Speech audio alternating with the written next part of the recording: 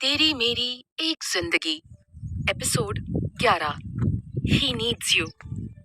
अमिताश ने रूम खोला तो ऋषिका किसी बच्चे की तरह विदित की गोद में सिर रखकर सो रही थी। विदित ने अमिताश को देखकर कहा, बताएगा हुआ क्या?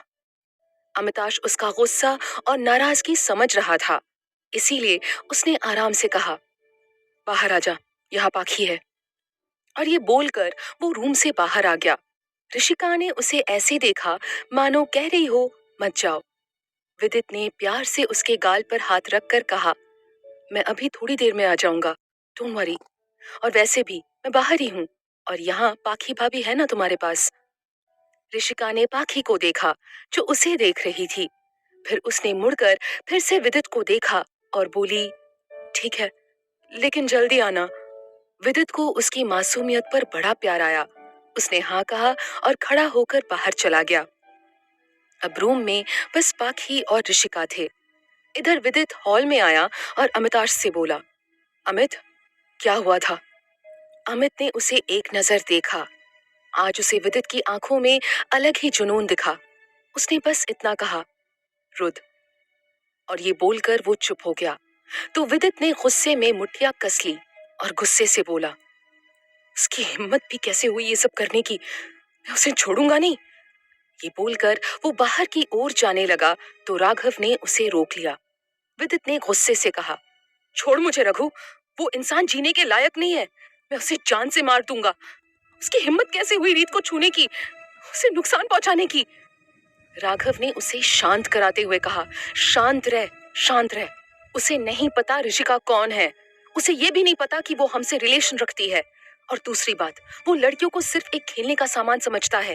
रेप, मर्डर, लड़कियों की तस्करी, ड्रग्स एंड ऑल, ये सब उसके लिए आम बात है। ना जाने रीत जैसी कितनी ही लड़कियों की जिंदगी खराब की है उसने। अगर हमें ये खत्म करना है तो हमें प्रूफ चाहिए, प्रूफ। लीगली करना होगा सब, वरना क्या फायदा? हम सब भी गलत साबित होंगे उसके साथ। राघव की बात समझकर विदित शांत होकर बैठ गया और बोला, अब बस रुद, अब और नहीं। तुम्हारे पापों का घड़ा आज भर गया है। कसम है मुझे मेरे अपनों के दर्द की। तुझे भी उतने ही दर्द से तड़पाऊंगा जिससे आज रीत और उस जैसी कितनी ही लड़कियां तड़प रही है। वो दर्द जो तूने अमित को दिया, हमें दिया, हमसे भाई भाभी को छीन लिया। अब सबका हिसाब करने का वक्त आ गया है। तैयार रहो मिस्टर रुद। इधर पाखी और रीत रूम में बैठी थी। रीत ने पाखी को देख कहा, क्या मैं भी तुम्हें भाभी बुला सकती हूँ? पाखी ने मुस्कुराकर कहा, तुम मुझे कुछ भी बुला सकती हो।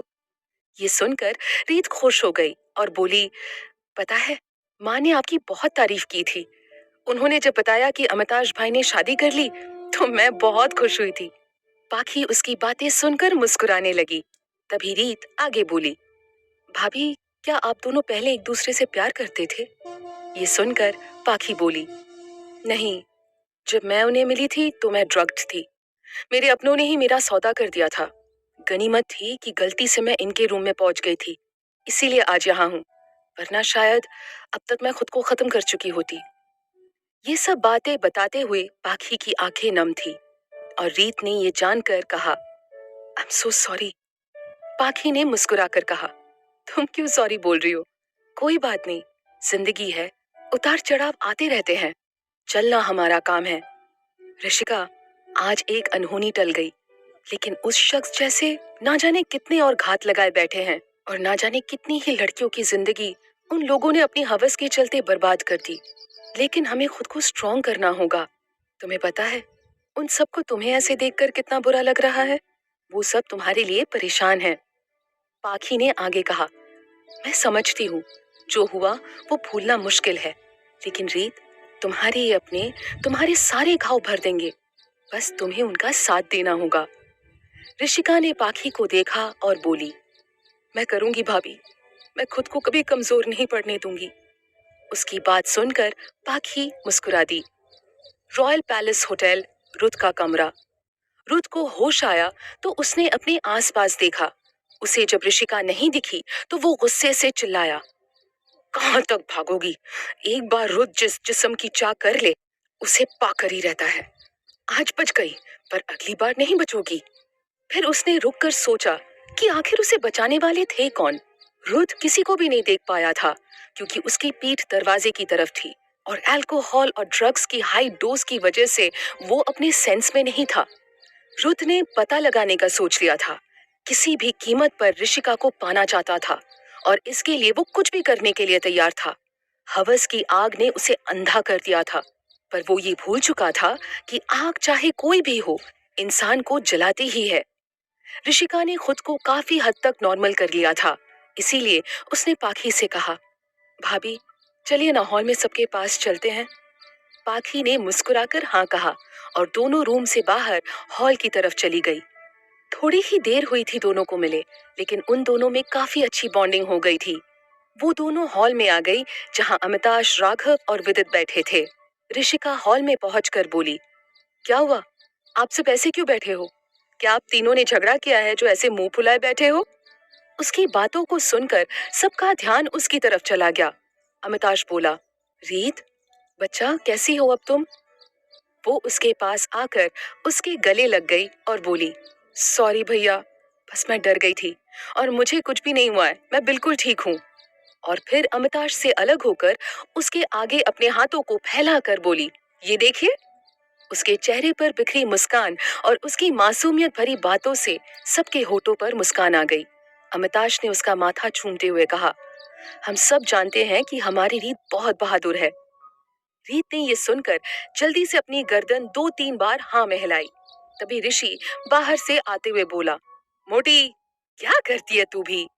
ये सुनकर ऋषिका ने उसे मुंह बनाकर देखा तो ऋषि उसके पास आकर बोला, तेरी वजह से राघव भाई ने मेरी पिटाई लगाई। इस पर ऋषिका हंसते हुए बोली, हाँ तो तुम उसी लायक हो, और जीभ निकालकर ऋषि को चढ़ा दिया। राघव ने उसकी इस हरकत पर हंसते हुए कहा, ये तो तुमने बिल्कुल ठीक कहा है रीत, कहो तो थोड़ा और पीट दूं इसे। सबके चेहरे पर उनकी नोकझोंक देखकर मुस्कान आ गई थी। ऋषि भी ऋषिका को कुछ भी पूछकर तकलीफ नहीं देना चाहता था, इसीलिए उसे चिढ़ा रहा था। लेकिन जब राघव ने उसे फिर से पीटने की बात कही तो वो मुंह खोलकर राघव को देखते हुए बोला, भाई मेरी कोई गलती नहीं थी, अगर पीटना ही है तो इस मोटी को पीटो, यही है जिसने आपको नहीं बताया कि वो यहाँ आ रही है, मुझे क्यों पीटने पर तुले हो? रीत ने उसे गुस्से से कहा, मैं तुम्हें कौन से एंगल से मोटी लगती हूँ? मैं मोटी नहीं हूँ, समझे तुम?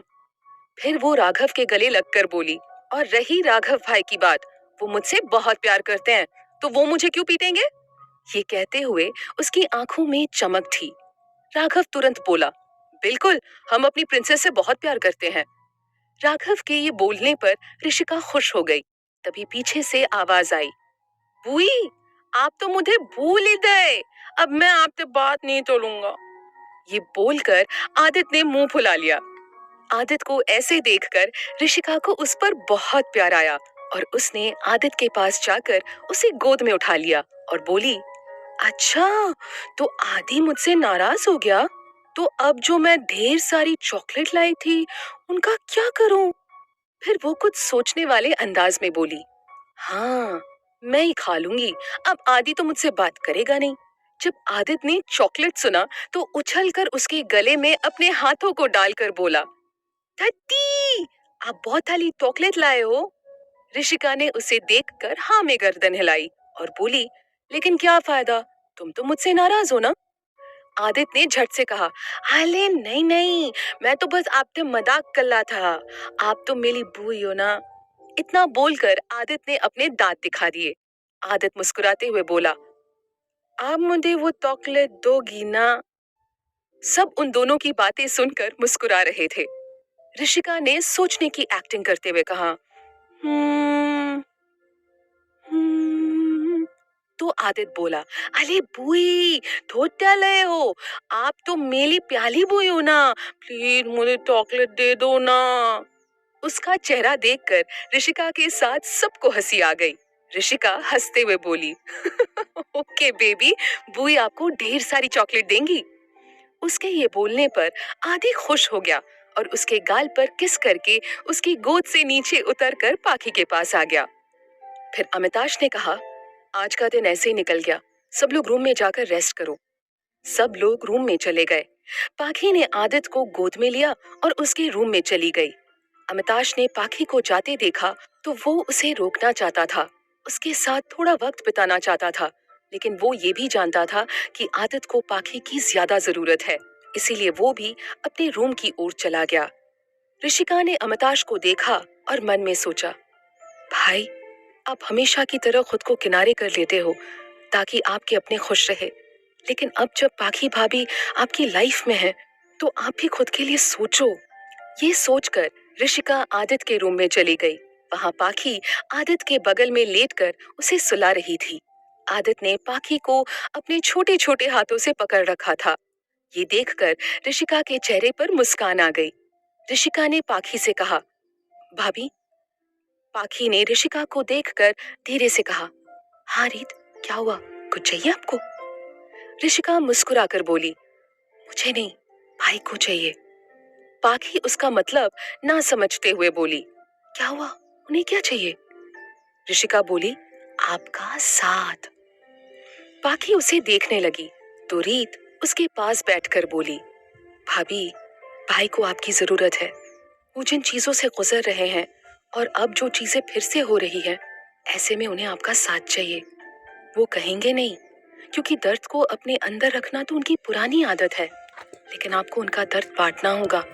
ये सुनकर पाखी को मंदिर वाली बात याद आ गई, जब अमिताश बुरी तरह से टूट गया था। तब फिर से ऋषिका बोली, मैं यहाँ हूँ आदि के पास, आप भाई के पास जाइए, उन्हें इस वक्त आपकी जरूरत है। ये बोलकर ऋषिका चुप हो गई तो पाखी बोली, रीत, क्या तुम्हें पता है कि मिस्टर राठौर का पास्ट क्या था? रीत ने एक दर्द भरी मुस्कान के साथ कहा, भाभी, कुछ बातें दबी रहे तो अच्छा है, अगर वो बाहर आएंगी तो सबको तकलीफी देंगी। पाखी ने भी आगे कुछ नहीं पूछा, उसने सब वक्त पर छोड़ दिया था। उसने सोचा कि जैसे अमिताश ने उसे आदित का सच बताया था, वैसे ही वो टाइम आने पर अपना भी बता देगा। और ये सोचकर वो खड़ी हुई और अपने और अमिताश के रूम की ओर चली गई। अमिताश का रूम। अमिताश अपने रूम की बालकनी में खड़ा शून्य में देख रहा था। उसे समझ नहीं आ रहा था कि वो रुत को कैसे रोके। पाखी जब अंदर आई तो उसने अमिताश की मस्क्यूलर पीठ को देखा। एक बार को उसका मन हुआ यहीं से वापस चली जाए, क्योंकि वो जानती थी कि अगर अमिताश को उसने ऐसे आधे अधूरे कपड़ों में देखा तो ब्लैंक हो जाएगी। लेकिन उसे ऋषिका की बातें भी याद थी, इसीलिए उसने गहरी सांस ली और अमिताश के पास जाकर सामने देखने लगी।